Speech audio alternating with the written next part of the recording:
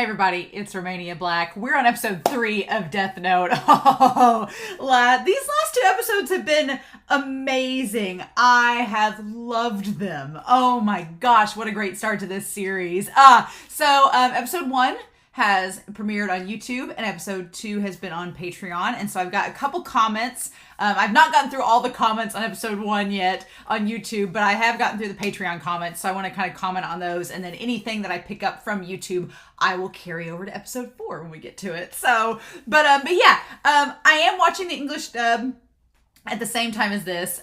If there is something that will stand out in the sub that I definitely want to hear in the dub and record my reaction to, I will do that.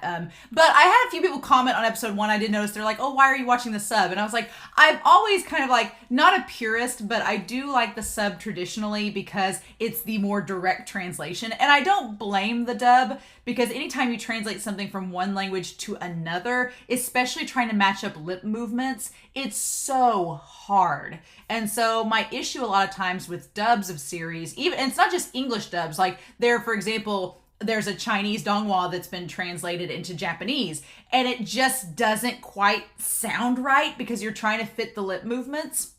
And so I understand that you are stuck within these constraints and parameters and you have to do whatever you can to make it work. And I will say this for the English dub, 2 episodes in so far, the English dub of Death Note, they've done a really good job of keeping it as close to the source material dialogue-wise as possible. It helps with Ryuk because his mouth never moves. So you're just like, you kind of see his mouth moving, but you can kind of, they have some leeway with that. It's like, okay, you can make that work really good.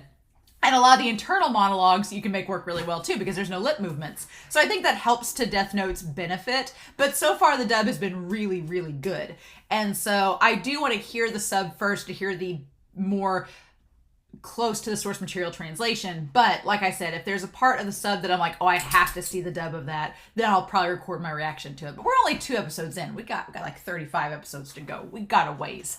But as far as comments go, I do want to note that I love the dub voice for L. L's dub voice is great. Light's dub voice is great. They're just 2 great voice actors. I really like that. I also thought about this too, rewatching the English dub of episode 2. I talked about in the reaction for last episode that you have Light, who is, Kira, so killing people and representing death. And then you have L, and the L could stand for light. However, if we're going with the more religious context of it, maybe you have Light, who's this representative of God, and you have L, and L could stand for Lucifer, which is the devil. And it's like, if you're going to go those binaries, those opposites, maybe L is the devil to Light's God. I don't know. I have a feeling, based on a lot of your comments, that this series, we're going to be tackling a lot of issues of morality and good versus evil. And I'm going to get to that with a comment here in a second. But I hate piano. They commented about how the artist Oba would often let the editor of the manga try to predict the story, be like, oh, here's my draft of the artwork. What do you think is going to happen? And then they'd be like, oh, I think this. And then they're like, okay, we're not doing that. And would just alter the story based on what they didn't expect. So I think that's really cool. That's interesting. It's quite a gamble to do that if you don't. I'm assuming they have kind of the story already mapped out, but it's interesting that if something was predicted, they're like, oh, well, then we're not going to do that anymore. It's a very edit as you go strategy, and that's really hard to pull off, but a lot of people like the series, so I guess it worked. But I like that. I like that strategy. It's interesting. Tamia said that Yagami means night god, which is interesting because it's like the twilight, the night, it's death. Interesting. And that Light's name is actually a play on the kanji for moon. And I was like, I like that. I like that kind of symbolism and stuff tied into their names. I love when characters' names do that. Some dude pointed out that the actual mangaka for this series, their actual name is unknown. They have a level of anonymity, just like L, and that they go under a pen name. And I think that's really cool. I'm like, all right, awesome. So you don't know their actual name. It's very tied into the story that they're using this anonymous pen name. I like it. I like it a lot. I think that's a smarter move, honestly, if you're a mangaka like that. It's cool. I know a lot of mangakas, they wear masks or they dress up to hide their what they look like. I think that's good. And then the truck. The truck pointed out that in their comment, by the way, happy belated birthday to the truck, but saying that it's not really what is evil, it's who decides what's evil. And I love that. I'm like, yeah, that's the thing. Because, and I'm already seeing, you know, in the last episode, I was so excited by Elle calling Light out because Light has such an ego. And I'm like, knock him down a peg. Like Light had been pretty much, and I think Elle may have been doing Light a favor in a way because at the time, Light was like kind of getting a little arrogant, being like, no, I got this. And then Elle knocks him down a peg to be like, ooh, do you really? And making him think like, oh, I may need to have to plan a little bit more with this than I thought. But I did notice this in the truck. I'm so glad you pointed this out. But Elle already wants to kill Kira. He wants to kill Light. Doesn't know Light's a school kid. Doesn't know Light has this great home life, everything. Like, doesn't know Light is doing this under the guise of trying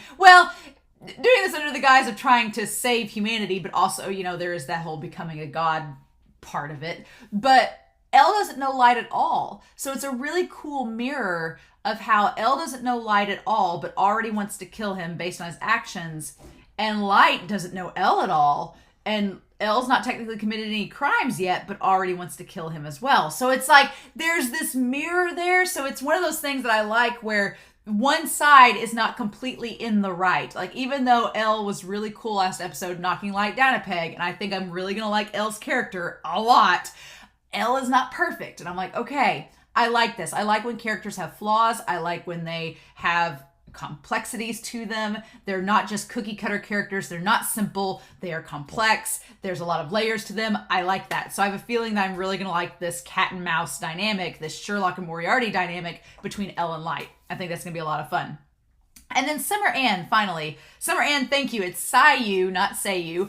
I am officially the worst at pronouncing names. The worst. Will admit to it. So it's Sayu, not Sayu. Thank you. And then that line about in the last episode where Light's like, I may, you know, if I'm not careful, I may end up killing my family. Upon rewatch, yeah, that line's pretty chilling. Because at the time I was like, oh, well, it could be an accident. Like, he doesn't want to accidentally get his family involved and to the point where they might be in danger. But after he just wrote Lind L. Taylor's name in the book without him being a criminal, would Light be in a predicament where he may have to kill his family to protect his anonymity as Kira? I don't know. Again, Sayu gives me such red flag vibes. Not having it. And we don't know if Sashiro is his dad or not. I think it is, but I'm not sure. Everybody in the comments on Patreon were like, you noticed the name. Cool. And I was like, oh, I don't want anybody to spoil me, so I'm glad y'all didn't spoil. Thank you. But I was like, oh. So we're going to find out, I'm sure, this episode. Maybe some more information about Sashiro Yagami. But whether he's the dad or a relative or whatever. So that's interesting. But thank you all for the comments. Thank you all so much for the kind words. If you're a fan of the dub, I am going to watch the dub. And if there's any moments in this sub that stand out, I do want to watch the English reaction to them. So we'll see as we go, right? We shall see. But in any case, I'm really excited to get into this episode and see what all happens. So we are going to start episode 3 of Death Note here in 5, 4, 3, 2, 1, and let's go.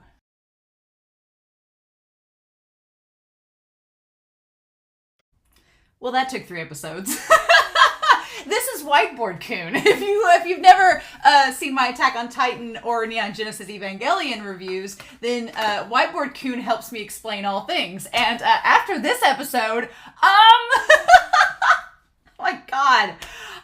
Ryuk! Oh my god, I love Ryuk's like, as a roommate, hey friend, as a roommate, like, as, you know, I'm not trying to take sides between you and Elle, so I'm not gonna help either of you, but I've got this thing that could help you, so, I mean, I'll offer it, like, to you if you want to, like, go halvesies on this. Like,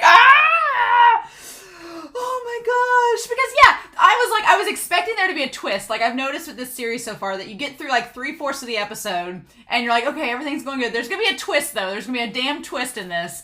And so far, I was like, man, Light and Elle are on the surface predicting each other. It seems like on the surface, you think, okay, and I think Light does have the advantage so far in this, right? He seems like he's being predictable on purpose, but he's doing a lot of it on purpose to try to root Elle a certain direction, right?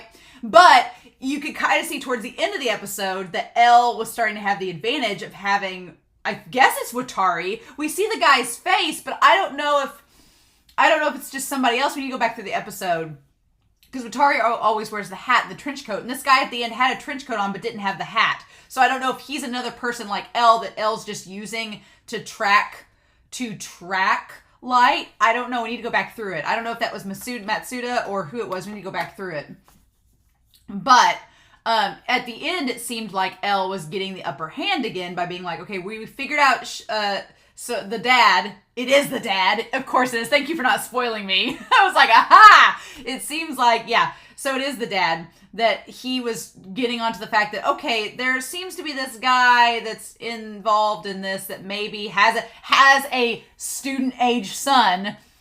Gonna narrow it down, suspicious. And it seemed like Elle had the upper hand. And at the end, Ryuk just throws this curveball being like, let's just even the scales up again, shall we? If Light is gonna make that deal. Light had from episode 1 the whole thing of like he'd sacrifice his life and future in order to have his goal completed. I would not be surprised if Light's like, sure, take half my lifespan, whatevs. The question is, what was that lifespan? Ryuk didn't tell him. Ryuk, you could see it. You could see the seconds. Look like a damn Nickelback video. You could see that. I'm wondering if Nickelback took inspiration from Death Note in the whole. There's a music video of a Nickelback song, and it has like people with their time left on Earth floating above their heads. And as soon as he said that, I was like, did Nickelback take inspiration from Death Note? Because this came out like around the same time as that song. What? What a weird Kevin Bacon connection, right? Huh. Interesting indeed. But yeah, Ryuk didn't say how much time Light had left, and it seemed like he wasn't going to tell him. So I've always thought of Ryuk as kind of like, you guys commented as being like chaotic neutral, but I'm like, Ryuk, even though you're not taking sides, you kind of are by giving Light this power. This is crazy, so there are advantages and disadvantages to this power, right? And we'll get into it. It's not, there's a price, right? Again, the pain and suffering that you will feel by using the Death Note. Oh man. Yeah, I had to bring Whiteboard Kun out because I'm like, we need to go through this. I want to kind of go through it because it seems on the surface level, it is a very, so far, for being a cat and mouse, I was like, man, we're only 3 episodes in and it seems like they're getting down to the wire, but if Light makes this deal with Ryuk, that's going to complicate everything and make it all a big mess. And even though Elle seems pretty calm under pressure, I feel like Elle wants to solve this quickly before more people die. So there is a level of panic to him, just like a little bit, a little veneer of panic to him, like wanting to figure this out, right? And I feel like Elle, there's just little bits and pieces where Elle's like trying to piece it together that I'm like, has Elle had run-ins with people who have used a Death Note before? I just don't know. It just feels like Elle pieces things together in such a way sometimes that I'm like, does he know about the Shinigami? Has he had experience with Shinigami before? And there's parts of when Ryuk looked out the classroom window and noticed somebody was watching him, I was curious to know if, for a moment I was like, okay, if it is Watari following, then because I had that theory that Watari was like a Shinigami, but he couldn't be because everybody's seen him, right? That doesn't make sense. So, but part of me when Ryuk looked out the window, I was like, oh, does he recognize Watari because it's a presence and because it's a Shinigami? But no, the fact of the matter is that he just felt like somebody was watching him, so he walked to the back of the classroom to check it out. And that's when he saw. But what's going to be interesting is when he looked at the guy, whether it's Watari or not, out the window, he would have been able to see his name and how much time he left on Earth. And he said he's not helping Elle by telling him their names. He's like, I'm not going to do that for you. No. But I'll give you a power where you can do it yourself. It's just going to cost you. It's Ryuk's just doing this for his own entertainment, right? So I wonder, though, if Light ends up making the deal with Ryuk, if that time frame above that guy's head will drastically change. If it'll instantly be like, instead of 2 years or 20 years or how many years left, it'll be like 2 days. Like if it'll be like snap, done, changed once Light. I wonder if Light's decision will alter so many things along the way, but we'll talk about it. But yeah, we need to get in this episode. Holy crap. Oh, I was like, oh my God, this series just gets better and better. I'm only 3 episodes in and I'm like, okay, you're reeling me in. Let's do. Because yeah, I was wondering, I'm like, what's this cat and mouse going to be like? And it seemed pretty like cut and dry. But I'm curious about Elle's motivations now. I'm very curious about Elle's motivations. And there's so many discussions in this episode that are being brought up. The dad with death flags, y'all. The dad with death flags. I'm like, I don't get good vibes from this family. This family's all gonna die. This is gonna be like Shakespeare. This is gonna be like Hamlet. Everybody's gonna die. That's how this is gonna be. I don't know if that's gonna be the case, but this family, I don't. So was it Matsuda watching him though? I don't know. So yeah, we don't get from the OP who this woman is holding this body. I'm curious. I'm going through the OP now that there's a woman holding the body and she has a trench coat on, and I'm like, that doesn't look like Elle, but I don't know. I'm so curious. And then the Shinigami. Oh my God. Ooh, God, this series has me intrigued. Yes, indeed. And I like how Elle seems kind of hunched over, just like hunched over and everything. So curious. And with this girl, and with the red eyes, I've been wondering if the red eyes have been foreshadowing that he's gonna get, and the whole thing with the apple having a bite out of it. Yeah, I predicted, my theory was that that Light would become a Shinigami after he dies and gets written into the book, and that would be his fate. But because he used the Death Note, that he can't go to heaven or hell, so he would end up being a Shinigami. Maybe he will. Maybe this is like step 1. Maybe step 1 is getting the eyes of the Shinigami, and then he's just going to become more inhuman as the series goes on until he is a Shinigami. I don't want to be confirmed or deconfirmed on my theories because I don't want to be spoiled, but that's going to be interesting to see, like, if Ryuk's like, oh, here's these other rules. So here's these other things that can happen, and if Light's going to take him up on it. Oh my God. But yeah, let's get into this episode. So yeah, Elle. Lots of talks about trust in this episode, about trust and relationships, and God, it's so interesting. And Ryuk is just here for the fun of it, right? But there's a big conversation about trust, right? And how we develop relationships with people and how they kind of evolve and devolve as this series goes on. But yeah, I love the montage. The montage to recap this, it's one of the best recaps, because usually I don't like recaps. I'm like, okay, we watched the previous episode, but this recap was great. I really liked how they just used the different, it was like a comic book panel and everything. It was great.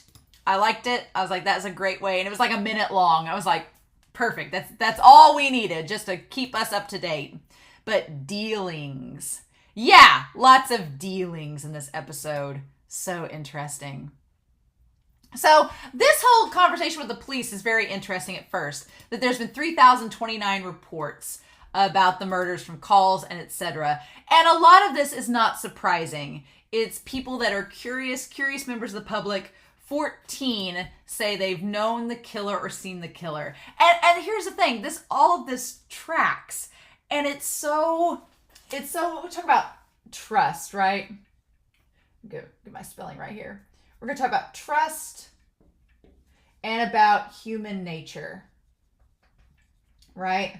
And there's a lot of things that Light brings up in this that I'm like, no, you're pretty spot on, right? And there's stuff that Matsuda brings up. There's so many interesting things. I like that this series, Light has an ego, a very big ego and a god complex, but Light is intelligent and Light brings up some interesting points.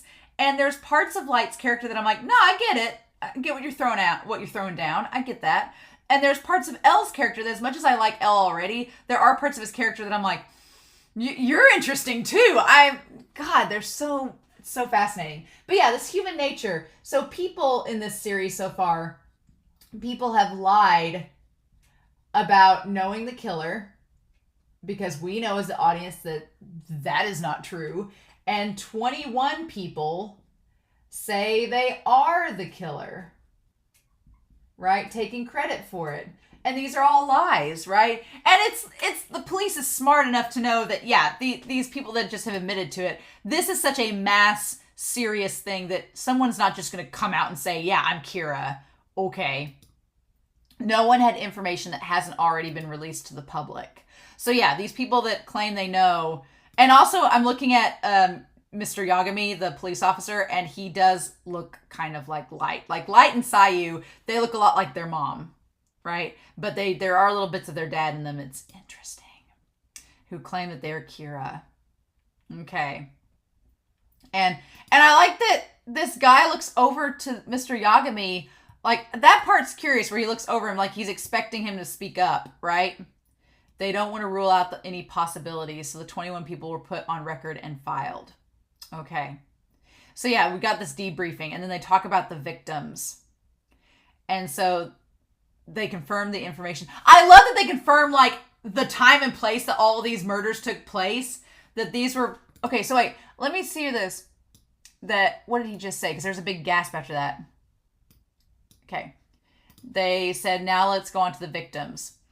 And it said that we have confirmation that information of the heart attack victims was in fact publicly available in Japan prior to their deaths. So, yeah, they're figuring out that whoever is killing them had knowledge about these victims before they died. Like, all the information about them was public knowledge. It ties back to the Lindell Taylor thing, where Light did not have access to Taylor's information, so he wouldn't have known that he was a criminal and was not, in fact, L before this took place. Would have made sense. And he's like, also, concerning L's request that we investigate the times of death of each victim, we occurred there between 4 and 2 a.m. on weekdays in Japan's time. And 68% occurred between 8 p.m. and midnight. Okay. I don't think that guy at the end was Watari, because looking at him in the shadows, I don't think it was Watari. It was somebody else. And they were on Saturdays, Sundays, and holidays. So, I love Elle being like, that. It's so clever that Elle's like, okay, let's sort this out. Let's try to narrow down the time. Because I hadn't even considered about the time of the deaths. But yeah, they've instantly confirmed they've lowered the window, and then Light tries to combat it. But because Light's egotistical, there's a twist to it, but we'll get to that. But yeah, Elle, super smart. Elle narrowing down that the culprit may be a student. And then from there... And I like that, I feel like Mr. Yagami is on to maybe suspecting his own son. Maybe. It's just, and then we talk about the trust thing. Talk about the trust thing. Mr. Yagami, I'm just going to call him Mr. Yagami. That the suspect could be tied to Light. Okay. And... we talk about this trust. Light believes that the police do not trust L. So Light is convinced, according to Light, the police do not trust L. But Mr. Yagami seems to trust L because he tells Matsuda about how he's brought in from the shadows. He's a hope. He described L as a last trump card, as the last hope, right? He didn't sound... like he didn't like L when he was explaining him to Matsuda. He's like, no, we need him to help us solve these cases. So it didn't seem like Light's dad had a negative view of L. However, it does get brought up in this episode that the other police officers are like, our faces are out there to the public. We could be targets. This guy L is in the shadows, so he's safe. So he's not somebody that has to worry about this like we do. And it's like, so that's kind of where like the distrust kind of like festers, right? But I just get the impression that Light's dad, he's smart. He seems like a smart person, that he's like, oh, a student, that would include my son being a possible culprit of this. And I don't think he suspects Light. But you could see that, like, it's all fun and games until someone you're related to gets involved, right? And so he's trusted L, and he's talked highly of him to Matsuda, but if L starts to like suspect his son might be involved, and we'll get into that with the whole police thing later, then that might complicate things. But yeah, he seems to be like, And And then Elle's like, I have grounds for this belief. The perpetrator's probably... And Elle kind of zooms in on the whole thing with light. He kind of narrows it down. I'm like, man, this is what makes me think, like, how do you know? Like, what? I feel like Elle has had prior experience with someone like Light, and he's dealt with someone like him before, and that's why he thinks this. It's very interesting, but he's like, he's probably driven by his own idealistic sense of justice. And you could argue that Elle thinks that because all of these victims so far have been criminals. So, yeah, it would make sense that, okay, this person's killing only criminals. They probably think that they're doing the world a favor by ridding them from society. In Elle's mind, though, it's still murder. It's still a problem. And so he says they may even be trying to become a god. And we're like, how'd you know? How'd you know, Elle? How'd you figure all that out, right? But it is a deduction from a very childish mentality. So I like that Elle believes that becoming a god through these murders is childish. Is a childish mentality. Interesting indeed. I'm curious why he thinks that. He doesn't really give an explanation, but it's clear that Elle has disdain for Light's reasoning, right? And they're like, I can't believe that this is just a mere possibility. And so I like that, and we focus on Matsuda is such an innocent cinnamon bun. He's a little innocent cinnamon roll. I feel for Matsuda because he's like, oh, he seems like one of the younger ones on the force, like, and they've established he's new, so he's like fresh blood, right? We're gonna establish that maybe he's the one following. He might be with his hairstyle. He might be the one following at the end. I need to establish this. But he says, please get rid of the fixed idea the culprit couldn't be a student. So yeah, Elle's saying, like, yeah, this could be very much a idealistic college age, high school age kid that has stumbled upon some means to do this. Don't think that just because they're a kid, they're not capable of having this mentality. Again, I feel like there's something in Elle's past that has led him to have this motivation. And maybe he's viewing like the whole God thing of being a childish mentality, and that ties to like the younger student age. I don't know. I just feel like there's some backstory there we don't know yet. And so they're like, considering various possibilities is the shortest route to arresting Kira. They're like, we have to keep everything on the table. We can't outrule anything, especially when this is such a weird, bizarre thing. Please continue your investigative report. He's like, yes. And so he's like, has anyone else noticed anything? And that's when Matsuda speaks up. I also love, technology-wise, these like 2005-esque computer desktops. It's great. Great time. And they're like, what is it, Matsuda? And he's saying, I'm in no way saying this to give credit to Kira's actions. But for the past few days worldwide, especially in Japan, that the violent crimes more serious than robbery have dropped drastically. And everybody's like, and everybody knows. He's just saying what everybody knows. And that's an interesting thing, right? That is an interesting thing that they establish that, and it's through fear. I'm sure it's through fear. That fear has driven down crime. Yeah. Because they established in the last episode that people were like, oh, I can't do bad things now because I'll be targeted by Kira, right? So it makes sense that, yeah, this fear of being killed by this force has driven down the crime rate because they're afraid that they're going to be targets. And yeah, that is probably one of Light's goals is like, yeah, I'm going to create this idealistic world where nobody commits crimes because they're afraid of being targeted.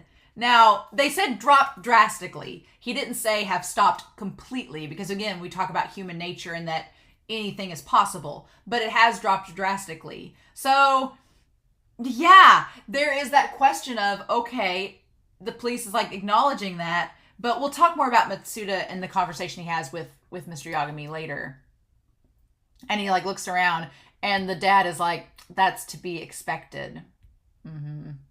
Anything else? And he doesn't have anything else. Yeah.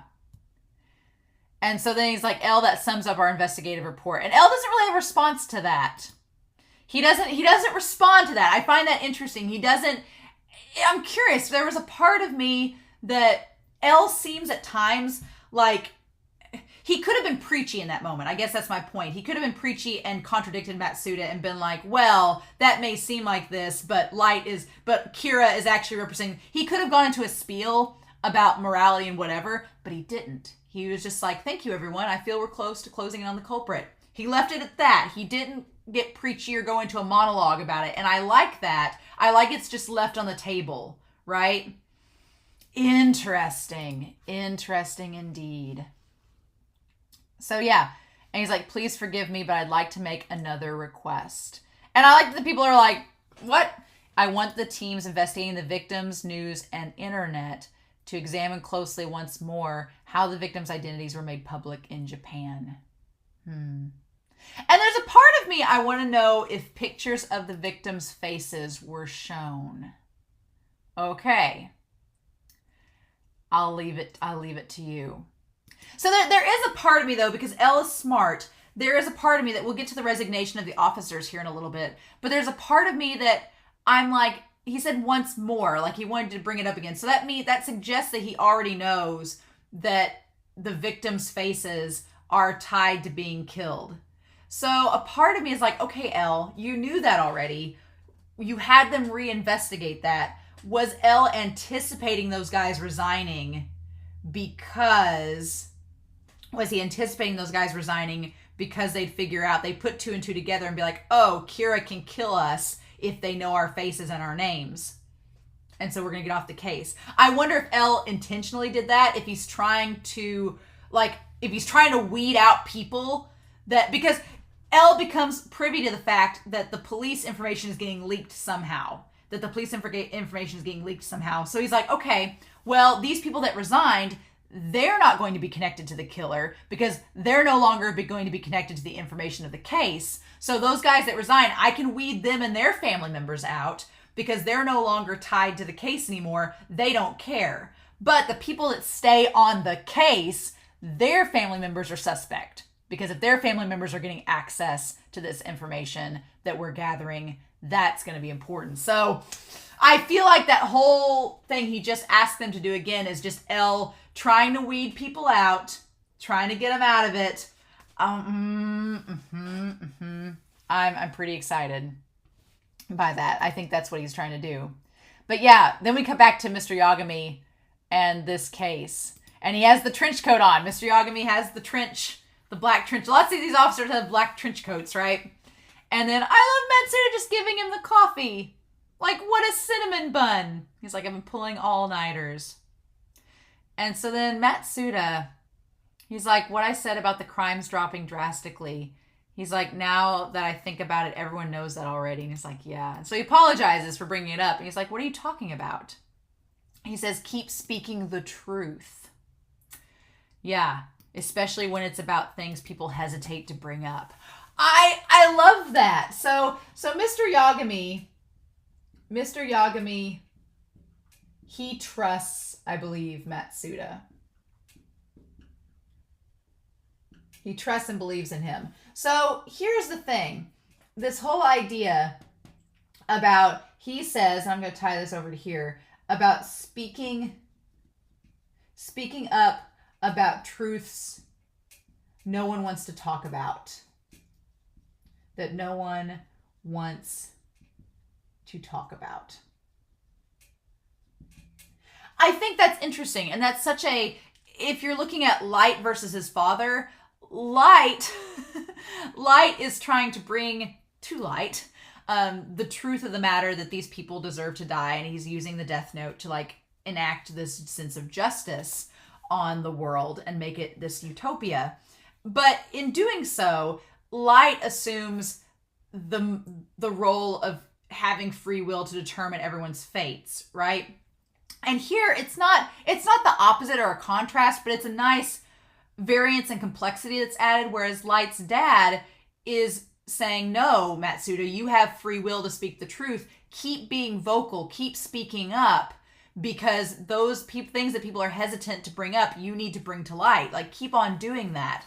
And that seems to be that idea of the public having the free will to keep speaking up about the truths of the world, it's an interesting dynamic alongside the idea of light enacting justice and kind of taking free will into his own hands. So there's something to be said with that, and I'm not exactly sure how to articulate it, but it's not that Light's dad and Light have opposing views or anything, but it seems like they're not complementary, but they're adding upon each other in different ways, like Tetris. So I feel like there's something there to derive from that conversation, but I do like that he's like, no, you keep speaking up these truths that nobody wants to talk about. It's the opposite of fear, right? Matsuda was afraid of speaking up because he was afraid of speaking up because he would get in trouble, right? And that does seem in contrast. Light's dad is saying, no, you have free will, keep speaking up. And that seems like it's tied to people are afraid to act out, that there's going to be this repercussion of Light passing judgment upon them. And this seems like and Light does very well enforce that idea of, no, I'm in control. You do good or I will pass judgment. Whereas Light's dad is saying, no, speak up, do free will. Don't be afraid. Like, someone needs to say these things. And I feel like there's a connection there to talking about, like what I said at the beginning of the reaction, like who gets to decide what is evil. And so Light's dad is telling Matsuda, is like, you get to decide. You need to speak up about things you think are important. You decide what you speak up about. Don't let anybody else influence your decisions. And that's a contrast to Light influencing the decisions of other people through fear in the Death Note. So there is something there. It's interesting. There's something there being sparked, a conversation there that I think is interesting to talk about. But then there's this part 2 of that conversation. Mr. Yagami says, however, if you had gone on to say that we should commend Kira for admirably reducing those crime rates, now that might have been a problem. So there is a little caveat there. He's like, speak up about the truths no one wants to talk about. But he also says at the end of the day that there is a morality and code to follow. Because, yeah, at the end of the day, he does limit himself a little bit. He does limit himself by saying, like, oh, you can't commend Kira for killing these people because that's morally wrong, but you do need to speak up and at least address it. I do think that's important. He's like, address what's going on. Speak up about the elephant in the room, but it's one thing to speak up about it, and it's one thing to acknowledge it and understand it, and it's another thing to support it. That there is a difference there. So at the end of the day, it's fascinating. I love it. I absolutely love it.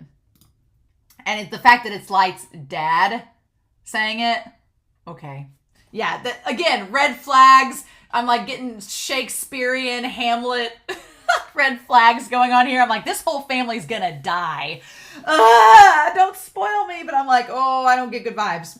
Don't get good vibes at all. And he's like, impossible. Support that murderer? Oh, Matsuda, honey. As we pan out from the building and there's like the branches of the dark trees. I'm just kidding. And then we cut to Ryuk, just being like, for the record, even though Ryuk is such a troll, and oh my god, the end of this episode, I was like, are you serious? We're doing this? Even though he was like that, I still want to gently hold Ryuk, and I love him. He's still my favorite character. He is such a chaotic neutral force in this.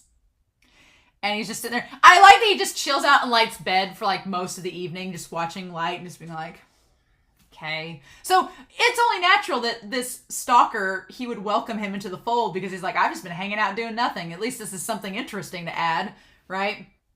Did you understand any of that by yourself? And Sayu being like, well, kind of. And I just love Light's animation where he's like, did you get it or not? There's a part if you pause the episode, oh god, I'm going to take a screen cap of it and I'm going to put it up here in the corner. But there, I'm gonna pause this and take a picture of it. I'm gonna put it up here. But the look that Light gives her when he's like, we've been working on this for an hour, don't you get it? And she's like, kind of. That is such a sibling, like, why don't you understand? My younger brother and I are very polar opposites. Like, I've always been like an English major, so like grammar and writing and stuff, it comes pretty naturally to me. But my brother hates writing. He hates grammar. So there would be times where I'd be like, don't you get it? And he'd be like, kind of. And I'd be like, So I understand what Light is going through, but that animation, I don't know if it's intentional or not, but it's so perfect. It cracks me up. And she's like, oh, Dad's home. And then, okay, he's home early. And then Light's just like, hey, you gotta figure out the last problem on yourself, kid. She's like, I will after dinner. And Light's like, really? I've been helping you all this time. And then Ryuk's like, aw, you sure have confidence. He's like, and so then I like how Light goes from being like this, the way the animation is in this series, he goes from being like really innocent at times to suddenly like his demeanor like changes in an instant and he's just like back to like egotistical God mode. And I'm like, what? And Ryuk's like, man, you're really confident just helping your sister out, acting like it's no big deal. People aren't onto you. And he's like, there's one thing that gives me an advantage against the police. And if they move against me, and it's the fact that his dad is one of them. Yeah, so I love it. I love that we get the fact that his dad is in fact him. And then his eyes when he says, welcome home, Dad. Like, it's so creepy. Like, his face. I'm like, why? Why do you look so scary, Light? And I love the framing of him, the framing of Light above his father on the doorstep of as his dad's leaning down unsuspecting. It's such a symbolic frame of that Light is in control. That even though this man is Light's father, Light is the one in control of the situation. Oh my God. Oh. And he's like, it's good to be home. Oof. And Ryuk just watching. And here, now that we know what we know, this is the creepy part. So the creepiest part of this is that we're going to put Ryuk right up here. This entire time, Ryuk has been able to see the names and lifespan of the humans. That's insane.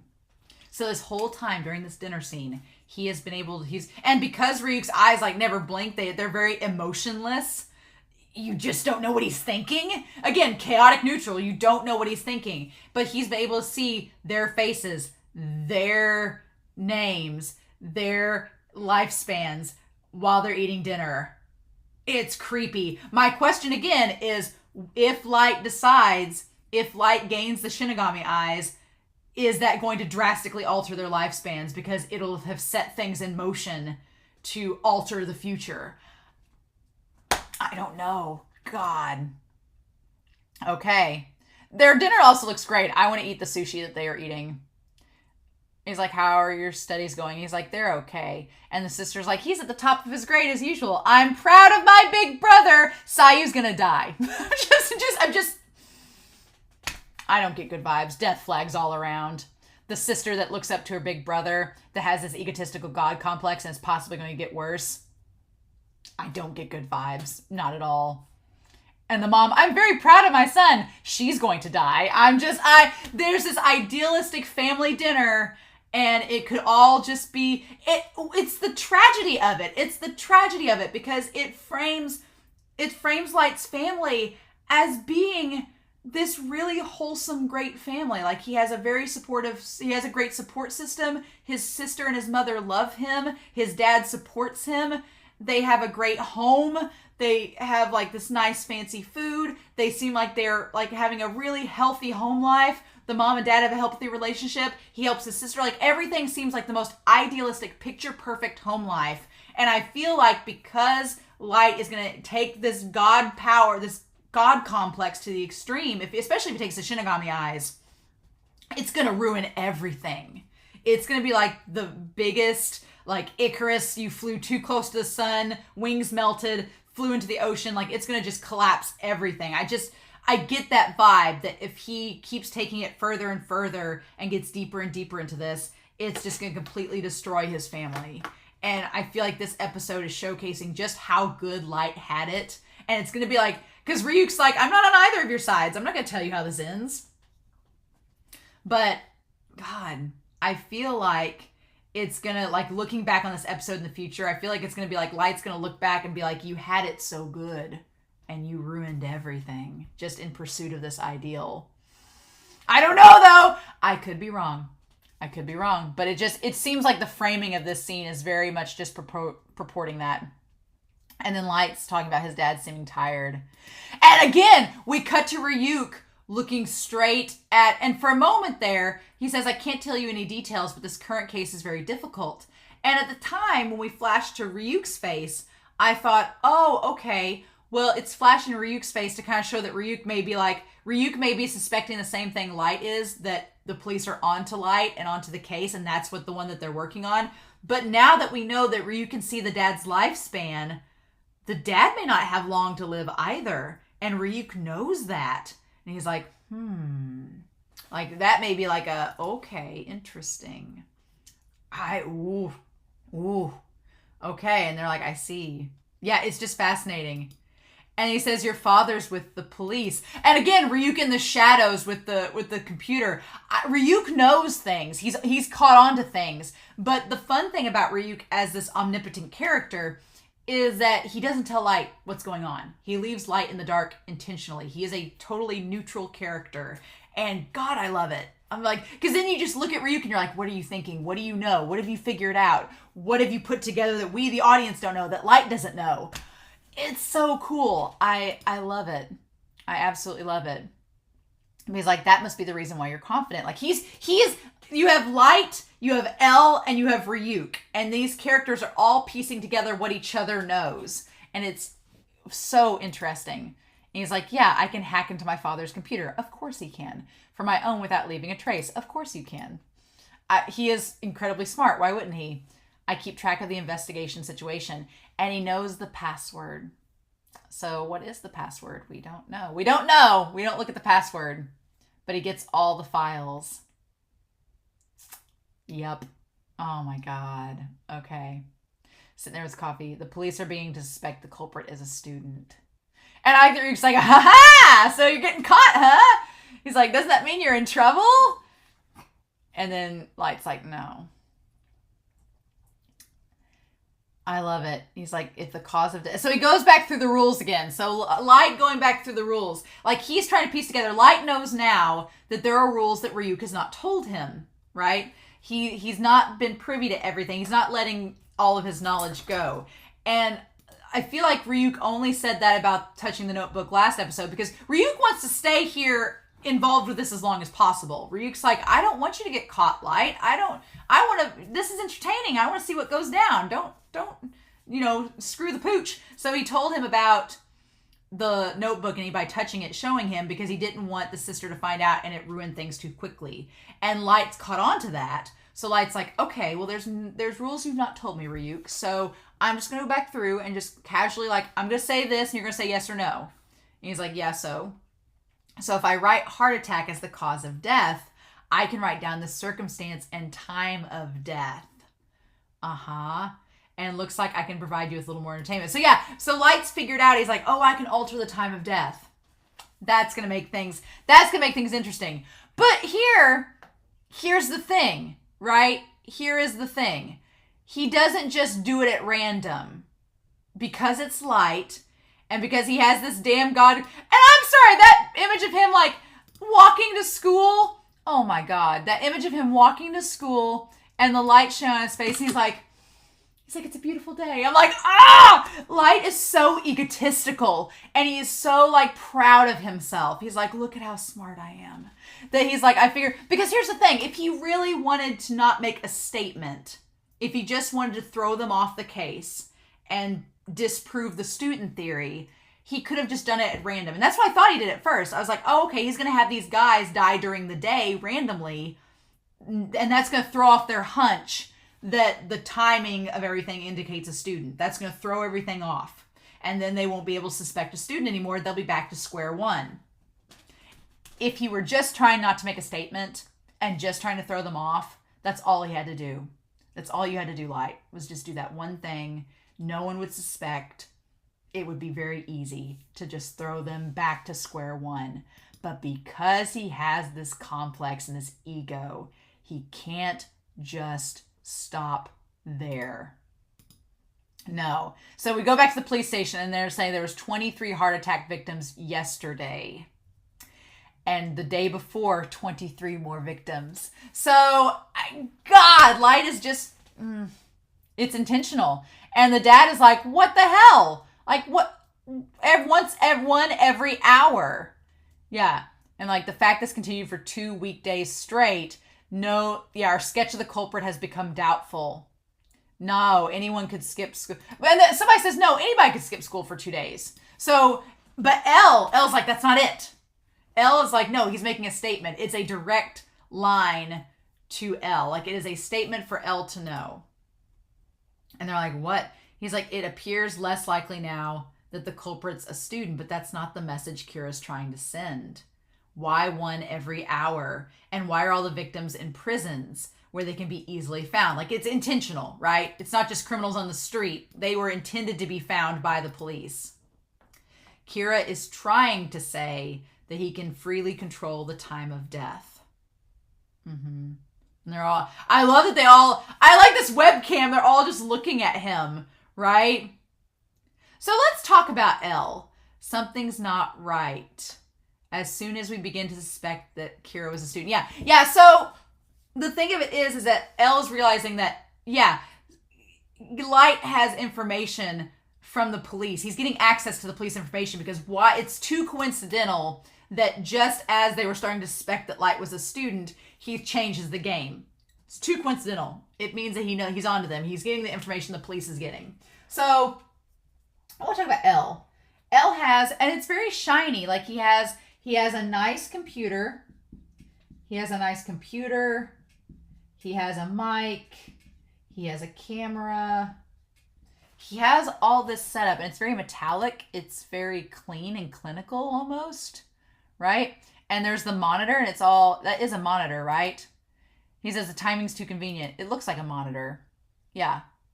He's like, do you know what does that mean that Kira knows what the police know? Yeah. This is a direct challenge from him. Yeah. So, and the room he looks at has metal walls. He's in a bare room. Like a bare room with metal walls. Like a bunker, almost. So that's curious that L is, and he's dressed very minimally. He doesn't have like shoes on in the OP. He just has jeans and a white t-shirt. He's very minimalist. There's nothing fancy other than the equipment that he's using. There's nothing fancy about any of this. There's no like study or anything. He's just like in a room, almost like he's trapped. Interesting. And so they say L's probably panicking by now, but I don't think L's panicking. I think L's figuring it out. But L's just like, okay, why is Light wanting us to know this? And so I like that Light's just like, I still have 50 criminals left, especially for times like this. And Ryuk's just looking over at him like, the animation on Ryuk's face where he's like, Light. Like, it's not judgy, but if you pause the animation like around the 11-minute mark, we're only halfway through the episode, by the way. But at this point, Ryuk's like expression is just like, Light. Like, it's not judgy, but it just looks like, oh, why are you doing this? So yeah, Light's just randomly selected 50 people he could kill at any moment, whenever he feels like it. And he's like, oh, right now L should be starting to suspect someone's involved with the police. Yes, so he knows what L's figured out. Kira has found a way to obtain information from the task force headquarters. And I can't ignore this fact. So he doesn't tell the police that. He's like, okay, I can't ignore the fact that Kira has possibly found a way to tap into the police information. That something's going on. Like, they're both on the same wavelength. That's interesting. But yeah, I like the idea that this room and everything, it just seems like a room, and that's all he has. What is Kira's real objective? What is he trying to do? And he does look a bit like, he's got that like sneer, like he's like, what's the point? Like, why are you trying to weed me out? Is he trying to like catch him? And then we come back to Light. I like that we have L in the darkness. L in like the darkness, and it's this cold blue light. And then we cut to Light, and he's literally out in the sunlight with Ryuk, and it's like oranges and warm colors. It's a nice contrast. And Ryuk's like, but I don't get it. By getting rid of the student theory, aren't you at a bigger disadvantage if L thinks you're connected to the police? And that's when he explains the idea of trust, to find L and finish him off. He's like, what do you mean? And then he establishes the idea that in human society, there's few people that actually trust each other. And so he's like, that's true even among police. That Elle and the police don't trust each other at all. And I don't know if that's completely true. I do think that Mr. Yagami does trust Elle to an extent. Now, obviously, you could argue the other guys don't trust Elle because they kind of establish, they're like, well, Kira can't see you, so you're at an advantage. You know, there is that conversation that happens later on. He's like, can you trust someone whose name and face you don't know? Which is such a curious commentary, because Light says, can you really trust someone whose face and name you don't know? But Light himself is acting like this pseudo-god and saying that he is this presence, that he wants the world to trust that he's doing good. But I'm like, how can they trust you when they don't know your name and face? It's like, what? It's interesting. It's such like a contradiction. He says that the police can't trust Elle because they don't know his face and name. They can't make that connection. But the very concept of religion is that if you believe in a God, you trust that God to make the right decisions, or decisions that matter, even though you can't see its name or face. It's like, oh God. It's that faith, right? It's the concept of faith. It's the concept of faith that even though you don't know the identity, if I can spell this right, the identity, you still believe in it, right? I mean, that's religion, right? You don't know it's there, but you believe in it, or you have faith in it, that presence, that God is going to make the right decisions, or decisions that are right when we ourselves can't see it, right? That's the whole basis. And Light is establishing that when human nature, we don't trust what we can't see or have a face to. But I'm like, but if that's the case, then that's going against the whole foundation of religion. It's interesting. It's saying something, right? It's saying something. I'm curious what the comments are going to be about this. He's like, when Elle discovers, what do you say here? He says, when Elle discovers that he's like, how can you trust someone whose face and name you don't know? And he's like, when Elle discovers the information from the investigation was leaked. And again, we cut to Ryuk's face, and Ryuk's just like, Then he's bound to search for leads on me within the police force. And I'm like, well, wouldn't that out you through your dad? Wouldn't that out your dad? And he's like, when he does, it's only a matter of time before the police get really mad. And the police, on the surface, Elle and the police are working together to catch me. However, in reality, Elle is investigating the police, and the police will start investigating Elle. So he's saying that, okay, well, once there's this rumor that there's like a traitor amongst the police force, then Elle's going to start investigating the police force, and the police, if they catch on, are going to get mad and start investigating Elle. But the question is, are they going to try to get information from Watari? Like, how can they investigate Elle? They know nothing about him. Like, are they going to start... So I guess Light is saying they're going to start transitioning and devoting all their time to investigating Elle instead of Light, and that's going to leave Light free to do whatever he wants, because Elle's going to be too busy with the police to handle Light or Kira. That's what he's getting at. Okay. Yeah, I'm not the one who's going to find Elle.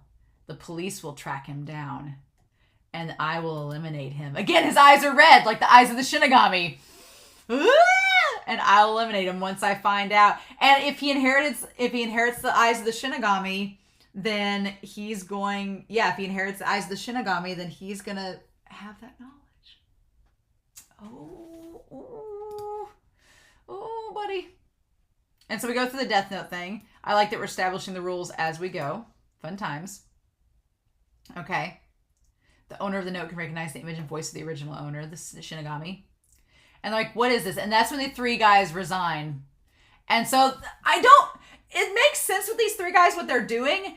I totally get it, because they're like, no, we are afraid that if Light figures out, they're afraid, they're like, if this Kira figures out that we're connected to the case, then They know our faces. They can look up our faces in the police precinct. They're going to know we're connected to the case, and they'll kill us. But Elle, I like in the background, in the shadows, Elle watching. I think Elle predicted this was going to happen.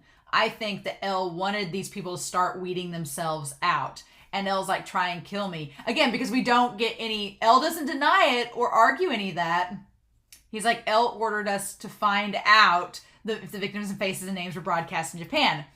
I think this is all planned by Elle. I think Elle wants to weed out people that are not connected to Kira. And this was the easiest way to just go ahead and get it done. I think that was the easiest way to just weed these people out. We know it's not them. And they're all the victims, people were faces who were broadcast to the Japanese public. Yeah. Unlike someone we know, carry around our personal identification as well as photos in our police IDs. Yeah, we don't hide our faces. We're out in the open.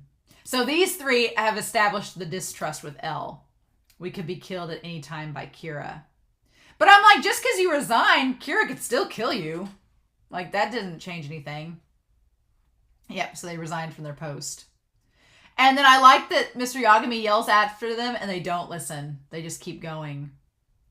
So then we come back to Elle. And we don't get a reaction, though. He's standing up. He's standing, but we don't get a reaction, right? So that's interesting. We don't see his reaction to it. Interesting. Okay, so then we're in the classroom. And I like that Ryuk stands up, sensing someone's there. And so he goes through there as they're doing the math equations and everything, and the quadratic equations. And Light doesn't question why he's moving around the room. But it's at the night class, right? And so he looks around, using his Shinigami eyes, and sees that there's someone there. But I don't think it's Watari. I don't think it's Watari because Watari always wears the hat because Watari wants his identity to keep secret. Here's the thing. I guess if you have the Shinigami eyes, though, you're going to know their names anyway. So that won't really help. But so they established the FBI agents entered Japan 4 days ago. So the FBI is in Japan. So this guy in the shadows could be an FBI agent. Might not even be connected to the police at all. The FBI entered Japan 4 days ago. They are currently investigating the police involved. Okay, so the FBI, this could be the FBI agent that's with the police. Okay, this is the list, isn't it? Yes. There are 141 people within the police force alone. So we established that there is 141 people in the police, okay, who have access to classified information on the Kira investigation. But one of the 141 people or someone close to them, okay, he's definitely among them. Yeah. And then Soichiro Yagami, 48, date of birth, July 12th, 1959. Detective Superintendent, MPA Head of Special Investigations, Serial Murder Case. So yeah, he's the top brass. Okay. Who, buddy? And he's like, Light, you got a second? And then I like that Light gets onto Ryuk. He's like, don't talk to me when we're outside. And Ryuk's like, it's like, how many times do I have to tell you? And I like Ryuk's like, well then fine, you little brat. I'm just going to tell you then. And you just have to listen. So deal. Cover your ears if you don't want to hear. Again, this is amazing because this whole time, the guy that's following Light does not know this conversation is happening. He just knows Light's walking and maybe talking to himself. Oh. He's like, I don't have anything against you, Light. I think the notebook couldn't have been picked up by a better person. Yeah, I mean, for Ryuk's like, you're the most interesting person who could have picked up this notebook. So I got nothing against you. I'm happy for you. He's like, and I have to stick around with you until the notebook is finished or you are. So that's interesting. So Ryuk, he has to stay with Light until either the notebook leaves. He says the notebook is finished, but I guess that means until the notebook goes to another hand or Light dies. Okay. So either until the notebook or Light is finished. Okay. That's at least what we know. but I'm not on your side or L's side. He's like, I'm being the neutral party here. And he's like, I know that much already. He's like, that's why I'll never say anything about whether what you're doing is right or wrong. So I like that. I like that there's a lot of free, we're talking about, you know, technically Ryuk is a death god. He's this otherworldly being that has these supernatural omnipotent powers, but he's very neutral. He's like, I'm not going to tell you if what you're doing is right or wrong. He's like, and the funny thing is when Light says things and does things in this series, we cut to Ryuk's face, but because his eyes are like unmoving and he's always like smiling, we don't know what he's thinking. We don't know if Ryuk thinks that what Light is doing is right or wrong, and he's just established here, he's like, I'm not going to tell you what I think either. So that's interesting. I feel like that's setting up at some point that Light is going to ask Ryuk if what he did was right or wrong, and Ryuk's going to be like, I'm not telling you. Yeah. But he says, I'm saying this as your roommate. He's like, hey, as a bestie, as a fellow bruh, I'm just telling you this because we're friends. I like you, so I'm going to tell you this just so you know. You can do whatever you want with this information. I'm not saying you're right or wrong, just going to say this out as your roommate. And he's like, what's wrong? Why are you telling me this all of a sudden? This isn't like you. He's like, I'm going to tell you this. Not because I'm an ally of Kira, but because it's creeping me out. So basically Ryuk's like, look, I'm not saying what you're doing is right or wrong as Kira, but can you get this guy to quit creeping me out and following me? Because it's really weirding me out. Like that's basically it. Ryuk's like, I'm just getting creeped out with this guy. So if you can take care of him, that'd be great. That'd be great. I'm tired of staring at him. You're being followed. I love he like snickers. He's like, he's like, get to the point. He's like, someone's been following you all this time. I love that he almost takes delight in getting to admit that. He takes delight in it, and it's great. And then, yeah, the guy was about to step out, but he stopped when Light stopped. And that little bead of sweat, Light's like, shit, you're just now telling me, Ryuk. Ah! And then he keeps walking. And then Ryuk's like, he's been getting on my nerves. He can't see me, but because I'm always hovering behind you, I feel like I'm being watched. Mm-hmm. He's like, that is a problem. And he's like, I'll get rid of him soon, Ryuk. Ooh! Yeah, okay. So again, in the darkness, they're like, just who is he? And he's like, does that mean L has begun to suspect the police? Well, yes, you established that earlier that he was going to. So yeah, he's begun to suspect. He must need quite a large number of people to investigate them. Even if he had 50 people investigating, there's no chance I'd be suspected of being Kira. I love this paranoia. That like the light shining in Light's eyes are like the little bead of light. Yeah, because here's the thing. They said there's 141 people in the police force. So this is where it gets interesting, because L is like, okay, there's 141 people in the police force. So Light's like, there's no way that L has 141 people he can just assign to every single one of the police force. No. But, I mean, come on. Here's the thing. You could easily narrow that down. Out of those 141, how many of them have children? That's going to narrow it down. Like, Matsuda looks too young to have a kid. That's going to narrow it down. How many of them have children that are in high school or college age? That's going to narrow it down. So, yeah, you could narrow it down easily and just have somebody. But I'm curious who this person is. I wouldn't get the... Yeah, I should seem like an ordinary high school student. Well, Light.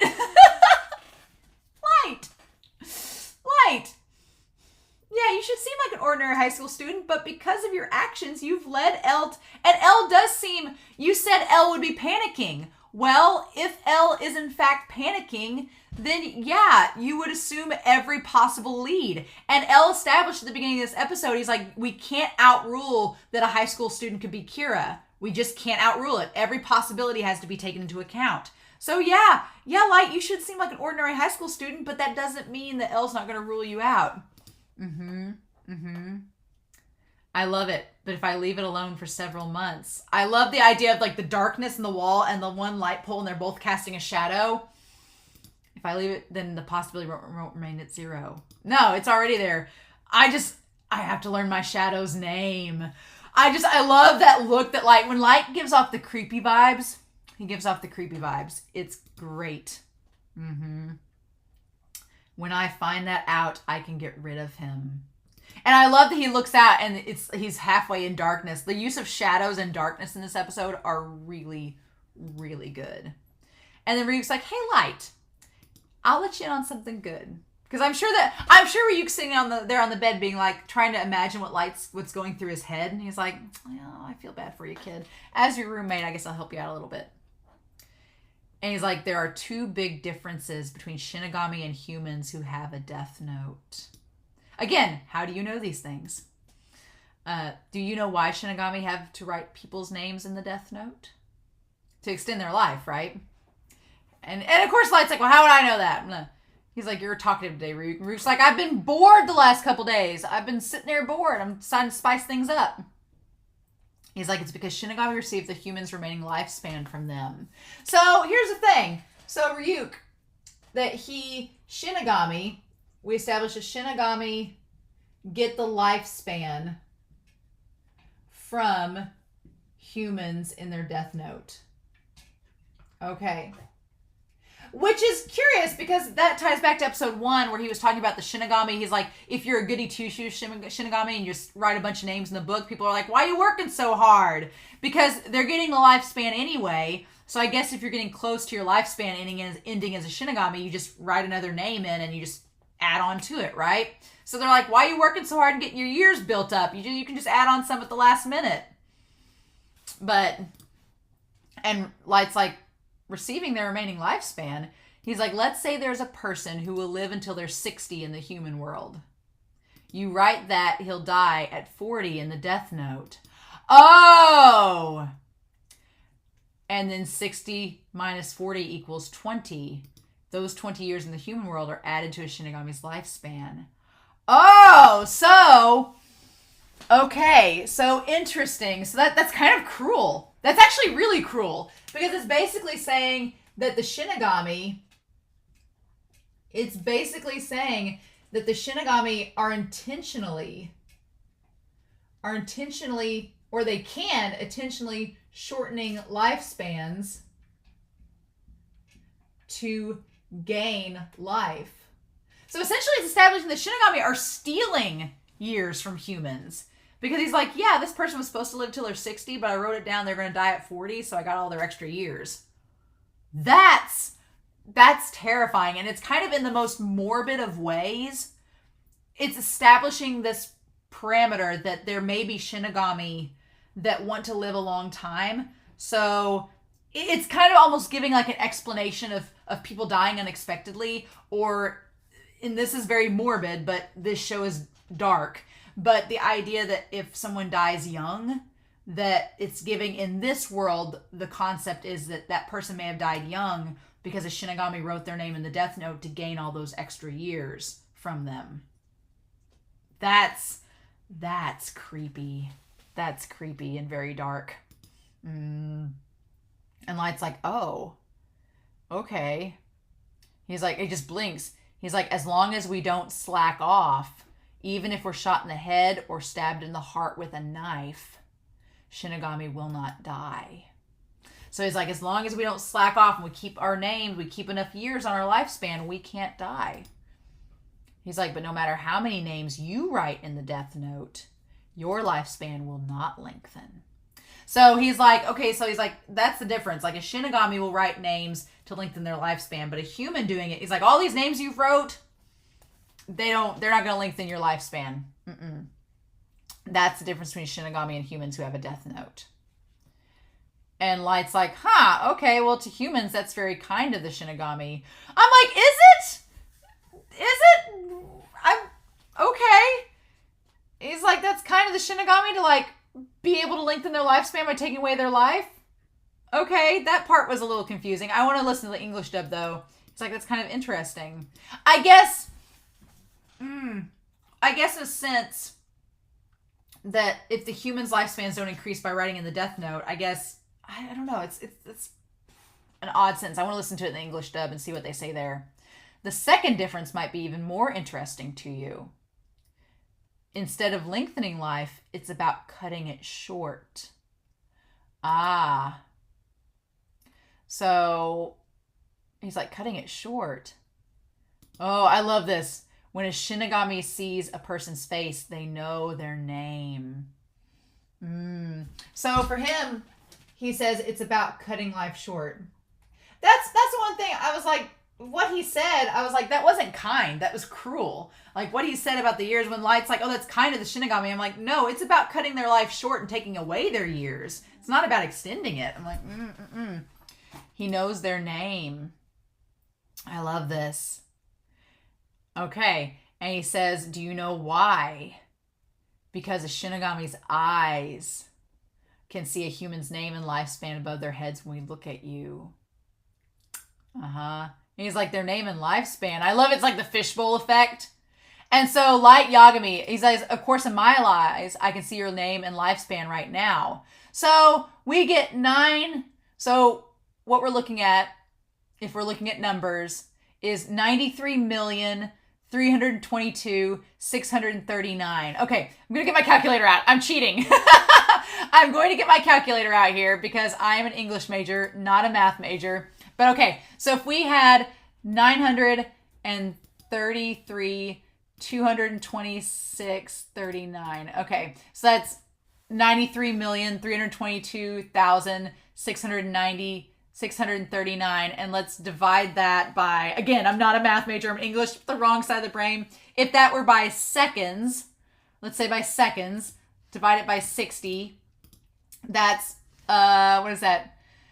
377.316 repeating minutes. Oh God. Divided by 60 seconds a minute divided by 60 again. Crap, where did that go? Okay, equals 25,000. Okay, so that's in an hour divided by 24 is, okay. I can't do the math. I can't do the math. I don't want to know the math. Okay, crap. I didn't do it right. I'm going to think about that. I'm going to think about this. Don't tell me. Don't spoil me. I'm going to think about that number. I'm going to write that number down, though. I am going to write that number down. 93,322,639. I'm going to write that number down, and I'm going to try to do some math on that before the next episode. And see what I find. But yeah, the idea that he can see that it's all red and he sees the name and the eyes, it's all in red and it's all distorted. It's very creepy. If I convert it to human, okay, if I convert it to human time, I'll know exactly how many years it is. So it may not even matter. It may be, the math may just be in a Shinigami time that is not equatable to human time unless you know the algorithm. Okay, unless you know the equation. Okay. Of course, I wouldn't tell you even if you stretched my mouth open. He's like, I'm not going to tell you how much longer you have on this earth. He's like, I could do the math, but I'm not going to. Yeah, even if my mouth is stretched out as it is. Ha, ha, ha. Ha, ha, ha. Interesting. Shinigami never have problems knowing the names of the people they kill. So that's establishing that the Shinigami, they never have a problem with names of people they kill. Which makes sense. That was what I was wondering. I was like, how do they know when they write a name in the note, in the death note? How do they know that person's name? And that makes sense. I'm like, how do they know if they're like away from things? But all they have to do is find that person and look at them, and they instantly know their name. It's like, oh, okay, all right, and they'll know how much life they have left, so they'll know how much to take. They also know how much life they're going to receive. Exactly. So yeah, there's nothing nice about this. It's cruel. It's that they will choose how much life that person has left and how much they're going to gain if they kill them. Like, that's not a good thing. No. All right. Our eyes are different. That's the biggest difference between you and me. Okay. And Light's like, oh, Shinigami can also turn the eyes. And this is where it gets like, wait, what? This is where I lost all sense of stability and my brain melted. Shinigami can turn the eyes of whoever picked up their death note into that of a Shinigami's. And Light's like, wait, what? But only if a deal is made. One that's been with us since ancient times. this is the deal with the devil, right? Yeah. I'm like, are there all these, because we don't know how many other rules there are. I'm like, Ryuk, are there other rules that can slowly transform light into a Shinigami as we go and will trap him into this existence? Is that how this is going? Okay, maybe, who knows? So he basically says that whoever has had the Death Note, that a Shinigami's eyes can transfer to a human with the Death Note. Again, that title, like, what was Ryuk a human before, and he slowly became a Shinigami by having the Death Note over time, and then his name was written in the Death Note, and he couldn't go to heaven or hell, so here he is as a Shinigami? I don't know. Yeah, to a human with the Death Note. But a deal must be made, and that deal, one that's been with them since ancient times. And Light's like, a deal? What is it? He says the price for Shinigami's eyes is half of your lifespan, half of their lifetime. And his eyes are so huge. Half of my remaining life. He's like, yeah. He's like, but I'm not going to tell you what that is. If you live another 50 years, then you'll have 25 left.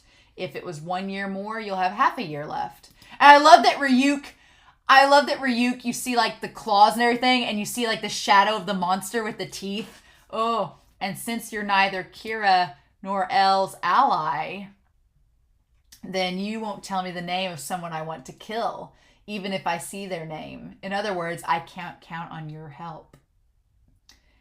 But is that what you're trying to say? And he's like, yes. It's also part of the Shinigami code. So he's like, I can't help you, but I could give you the means to do what I was going to help you with. Just saying, if you want it, I'll give it to you. And then I've not technically helped you. I'll say this once more. Give me half your remaining life and I'll give you the Shinigami eyes. And he's like, if I do that, I'll know everyone's name. Oh, and that'll make using the Death Note easier. It will. Oh, God. Yep. So, like, what'll it be?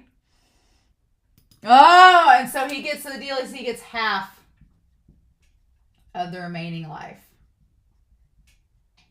Okay. Which is kind of what they were doing anyway, right? Because if he, let's say offhand Light was going to live 50 more years. He could have wrote in the Death Note for him to die at any time, and he would get half of that time. So he could have wrote for him to die at age, you could have had him die 10 years from now, and of those 40 years, he'll get 20 left over. But here he gets half no matter what.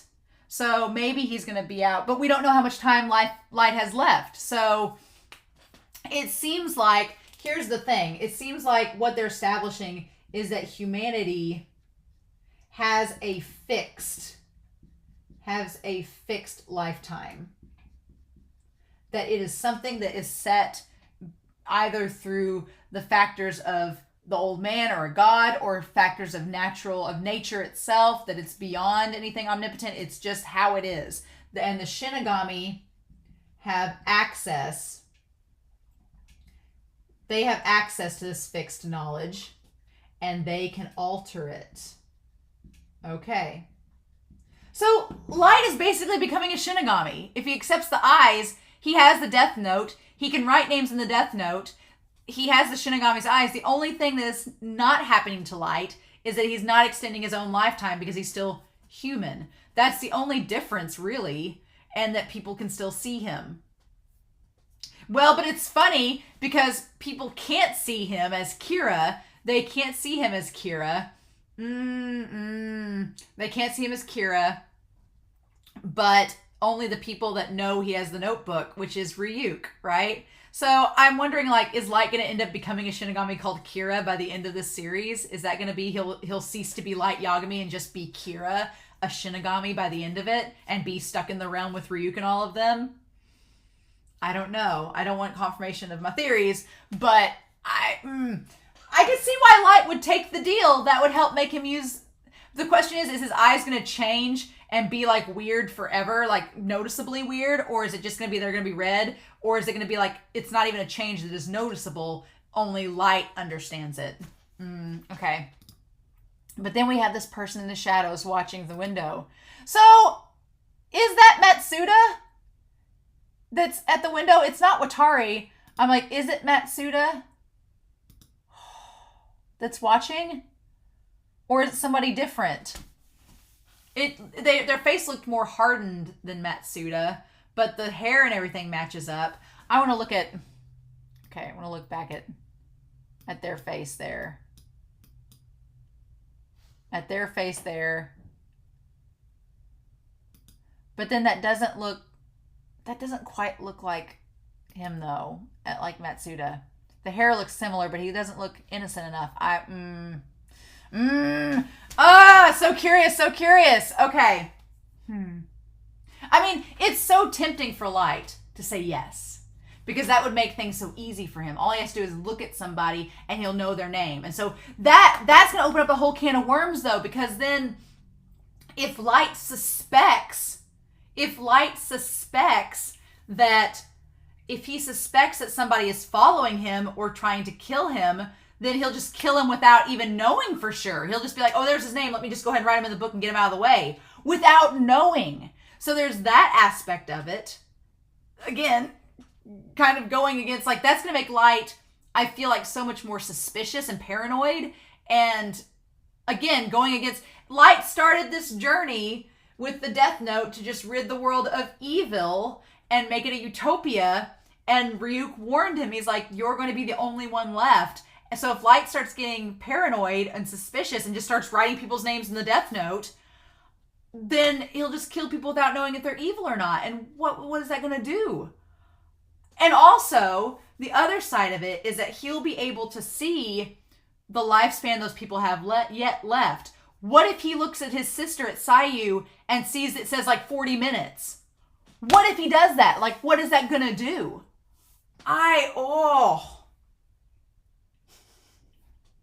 What the hell?